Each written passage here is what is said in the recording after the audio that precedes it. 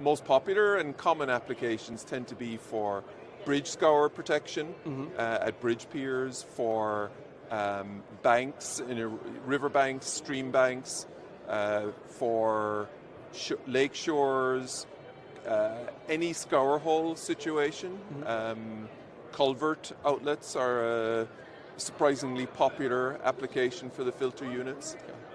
We love bridge projects because they go back to the original first project that these were originally invented for, was a very large bridge project in Japan. At the time, the longest suspension bridge in the world, actually. So those are dear to our heart. But the product is very versatile. So there's endless applications. The bags conform to almost any surface, so there's no need for site preparation. They fill really easy and very quickly, and they are very quick and easy to actually install.